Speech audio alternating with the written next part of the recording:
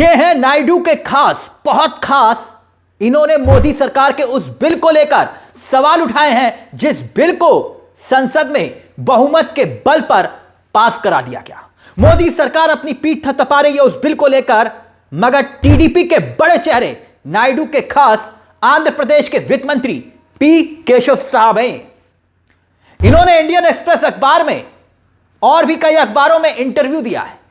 Bill pass होने से पहले ही ये जो कानून मोदी जी लेकर आए हैं, रोजगार कानून जिसका जिक्र किया गया है, इसीलिए राज्य के पास कि भाई पैसा कहां से आएगा, इन्होंने कहा क्या है वो भी हम आपको बताएंगे। मगर सवाल यह है कि क्या मोदी सरकार का समर्थन करने वाले किंग मेकर चंद्रबाबू नायडू को जांच एजेंसियों का डर दिखाकर ब्लैकमेल तो नहीं किया जा रहा?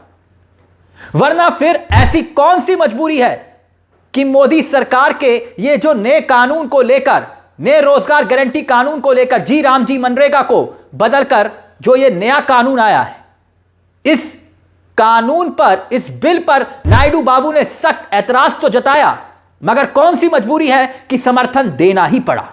नायडू खुद एनडीए के सीनियर लीडर हैं, तो कैमरे पर तो कुछ बोल नहीं सकते, लिहाजा इसलिए नायडू बाबू के जो सबसे खास मंत्री हैं, वित्त मंत्री हैं पी केशव साहब, जिनका जिक्र हमने किया, उन्होंने इंडियन एक्सप्रेस अखबार को देखिए इंटरव्यू दिया, आपकी स्क्रीन पर है। जानते हैं क्या कह रहे हैं? इस कानून में जो राज्य सरकार को मोटा पैसा खर्च करना पड़ेगा और केंद्र सरकार से मदद कम मिलेगी, हम ज्यादा पैसे खर्च कैसे कर सकते हैं, लिहाजा आर्थिक बोझ हम पर बढ़ेगा। आंध्र प्रदेश की तिजोरी खाली है। देखिए आपकी स्क्रीन पर कुछ आंकड़े हम आपको दिखा रहे हैं। 4 लाख करोड़ से ज्यादा का कर्ज आंध्र प्रदेश पर इस वक्त है। ऐसे में इस कानून को हम कैसे लागू करेंगे? हमें तो दिवालिया होना पड़ेगा। नायडू के मंत्री ने ऑन रिकॉर्ड इस बिल के विरोध में स्वर बुलंद किए हैं और चंद्रबाबू नायडू के जो ऑफिसर्स हैं उन्होंने भी मीडिया से कहा है यह पॉसिबल नहीं है। इस बिल को हम लागू करने में एक तरह से असमर्थ हैं। यही नहीं, चंद्रबाबू नायडू के सांसद हैं श्री कृष्ण, देखिए इनका बयान देखिए। इन्होंने भी सवाल उठाया कि एक राज्य के पास इतना बजट नहीं और इतने कम बजट में इस योजना को हम कैसे चला पाएंगे। संसद के भीतर बकायदा उन्होंने विरोध किया। आपकी स्क्रीन पर अब खबरें उड़ रही हैं कि नायडू इसलिए तैयार नहीं थे और दूसरी तरफ मोदी और शाह झुकने को तैयार नहीं थे। यानी उनका मानना था कि यह बिल किसी भी हाल में पास होना चाहिए, यह कानून तो पास होकर ही रहेगा। दरअसल मोदी और शाह एक तीर से 2 शिकार कर रहे थे। नंबर 1, वो चाहते थे कि भाई कांग्रेस की यह जो स्कीम है, यह योजना महात्मा गांधी के नाम पर, जिसे हम मनरेगा कहते हैं, वो बहुत प्रसिद्ध है, पॉपुलर है, जिससे गांव वालों को रोजगार मिलता है, उसकी गारंटी मिलती है। एक तो महात्मा गांधी का नाम हटना और उसकी जगह जी राम जी विकसित भारत, यह उसका स्कीम का नाम रखना था। और इसके अलावा एक और भी मोदी जी का आइडिया था कि भाई राज्य सरकारें जो हैं वो भी पैसा खर्च करें, वो भी अपनी तिजोरियां खोलें। और इसीलिए मोदी जी ने तय किया कि चाहे कुछ भी हो जाए यह कानून तो पास होगा, चाहे नीतीश कुमार हो, चिराग पासवान हो, एकनाथ शिंदे हो, या कोई भी सहयोगी क्यों ना हो जो समर्थन दे रहे हो, और खास तौर पर किंग मेकर चंद्रबाबू नायडू, उनको समर्थन तो देना पड़ेगा। ऐसे नहीं तो वैसे सही। और वैसे भी आप जानते हैं कि चंद्रबाबू नायडू की कुछ दुखती रगे हैं।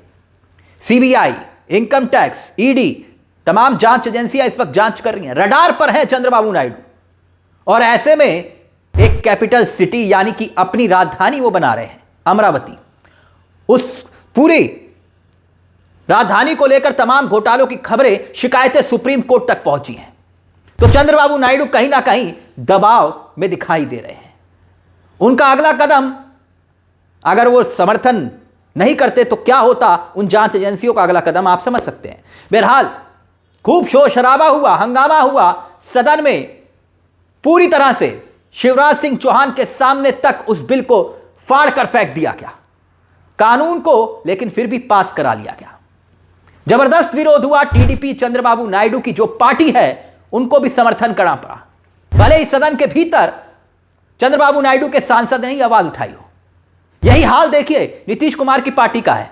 वैसे तो अधिकांश जितने भी सांसद हैं नीतीश कुमार की पार्टी के, वो सब भाजपाई बन चुके हैं, मगर कुछ विधायक हैं, उनका बयान देखिए, अखबारों में छपा हुआ है कि राज्य पर आर्थिक बोझ पड़ेगा, यह स्थिति ठीक नहीं है। यानी दबी जुबान में विरोध हो रहा है, चंद्रबाबू नायडू का नहीं, नीतीश कुमार का भी।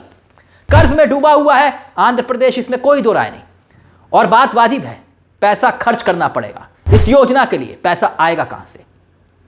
इसलिए इस बात को लेकर लगातार सवाल उठ रहे हैं। एक और उदाहरण हम आपके सामने रखते हैं। एक आंकड़ा देखिए, आपके सामने है, आपकी स्क्रीन पर, अखबारों में क्या छपा हुआ है। वित्त वर्ष 2025 और 26 में मनरेगा के तहत केंद्र ने कुल 86,000 करोड़ का प्रावधान किया।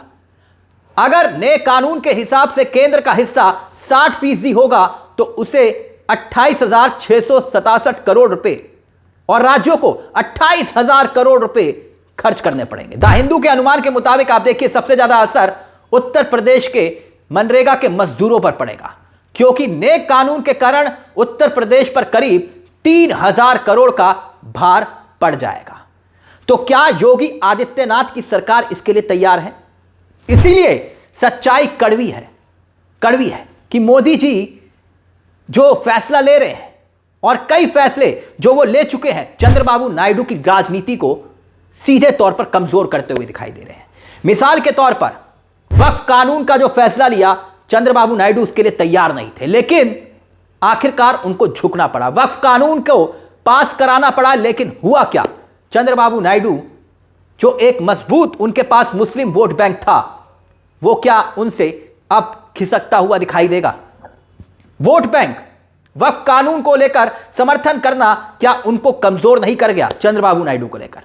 और मोदी जी के ऐसे फैसले जिसने चंद्रबाबू नायडू की राजनीति को आंध्र प्रदेश में कमजोर किया है, कैसे? बड़ी चालाकी के साथ। नायडू बाबू के जो जानी दुश्मन हैं, जानते हैं ना, जगन मोहन रेड्डी जी, यही साहब जगन मोहन रेड्डी, आंध्र प्रदेश के पूर्व मुख्यमंत्री, इनको कौन सपोर्ट कर रहा है?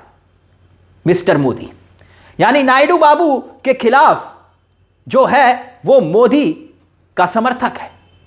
अब आप सोचिए, इन परिस्थितियों में चंद्रबाबू नायडू मोदी जी से कितने खुश होंगे, अमित शाह जी से।